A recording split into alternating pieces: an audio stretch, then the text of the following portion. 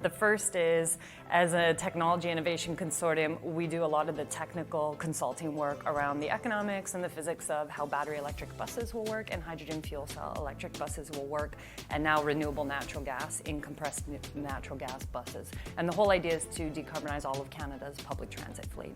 So it's a lot of the math and physics around when will these things run out of power. We generate more energy that we consume, and we generate that energy based on solar panels on top of the infrastructure. So basically what we are doing is, from the point of view of operations, it's going to be the first transportation system that is going to be net zero. We try to create a business model that allow us to have payback periods of 20-25 years.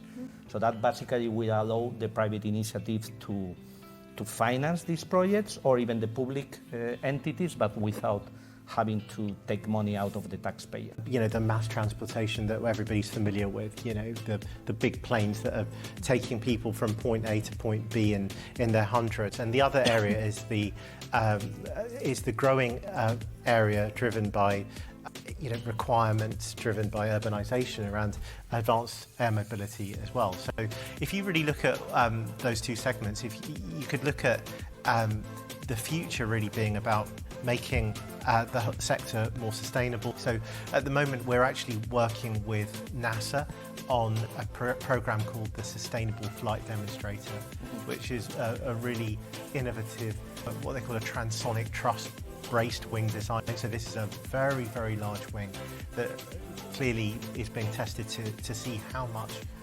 efficiency it can drive in terms of the airplane design. So Batista broke the record last year as the world's fastest hypercar. It reached a speed of 246 kilometers, overtaken this year by a Croatian manufacturer.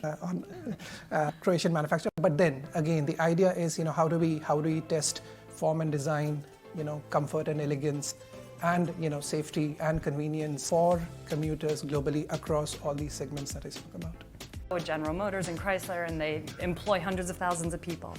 But the individual passenger car is probably the single largest cause of urban decay right now and mobility challenges.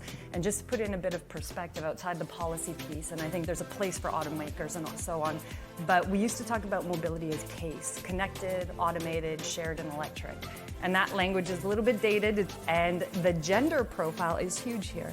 So cars are a man thing, and they've always been a man thing, and they've been the economic zone of income-earning men. Public transit and shared mobility has always been a woman thing. The bulk of the clientele is women in Canada, in the United States, in Europe, but the reality is the passenger car has to have an end life, and that's driven by urban design and urban streets that are designed around the female clientele, and that's a game changer. That has not yet happened fully for things like the Hyperloop, autonomous shuttles, public transit investment. The kind of level of investment will have to take a very heavy transformation from a shift in political perspective, and it's not going to come from the traditional perspective of a male-generated automotive manufacturing zone or personal passenger. I will probably never own a car, but Hong Kong's like one of maybe 5 cities in the world where you can live a comfortable life without owning a car. And that's due to urban design. Public transit's very good. Developments are linked to public transport very, very closely. But let's say some of these new services, these new technologies, whether it's mobility as a service or air taxis, really take off. How does that change urban design? Electric vehicles and electrification of vehicles. Exactly 10 years back, I think 2012, it was less than 500,000 vehicles sold, right? 2020 it was 10 million, 2021 it was 16 million, last year it was 25 million, this year it's going to be about 32 plus million. And the rate of expansion is probably going to be about 40 to 50% year on year, which means we're probably looking at doubling it even in the next 2 years. The other factor, and especially hitting places like Dubai and all, is the whole urbanization that we are seeing.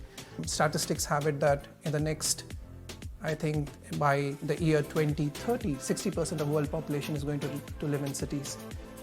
Just to give you statistics of Dubai and Abu Dhabi, 83% of the population lives in these cities. I think that there is a lot of things that people doesn't know about Italy. One of the things that they don't know is that was the first place that they do the high-speed rail in Europe. It is a policy point, it has to be privileged, but it won't be privileged because of environmentalism.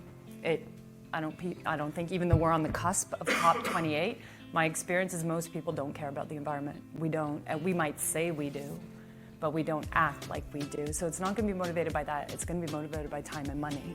So I think that's another really important aspect in all of this as well, because I think that autonomy isn't going to solve all the problems, but it will get you to, the technology is currently there to make the roads immediately safer. And that's a huge consideration that I think that we do need to talk about. When we talk about EVs, it's always about private vehicles, private consumption. But as you note, I think there's a lot of opportunity for electrification when it comes to managing fleets of vehicles, and not just public transit, but also trucking, anything where there's a commercial fleet. But in your experience, when you've electrified such a fleet, what are the managerial changes that have to happen in terms of thinking about resources, costs, operations? What's different when you go from ICE to electric? When we deployed the first 4 buses with overhead charging systems, first deployment about 5 years ago for interoperability, they thought it would take 3 or 4 people from their staff of like 400.